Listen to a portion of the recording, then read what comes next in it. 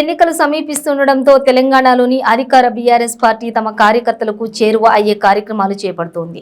ఇందులో భాగంగా మంత్రులు, ఎంపీలు, ఎమ్మెల్యేలు ఆత్మీయ సమ్మేళనాల పేరుతో అన్ని జిల్లాల్లో సమావేశాలు నిర్వహిస్తున్నారు.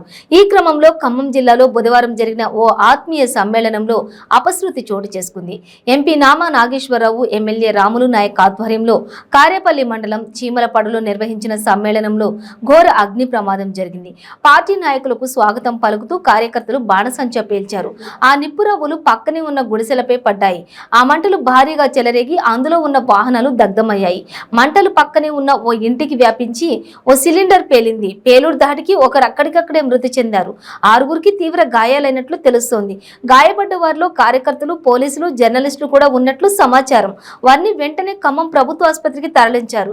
గాయపడిన వారిలో చాలా మందికి కాళ్ళు, చేతులు విరిగి పడినట్లు తెలుస్తోంది. దీంతో ఆ ప్రాంతం అంతా ఒక్కసారిగా విషాదం అలుముకుంది. అప్పటి వరకు నేతల రాకతో సందడిగా ఉన్న ప్రాంతం పేలుడు తర్వాత రక్తసిక్తమైంది.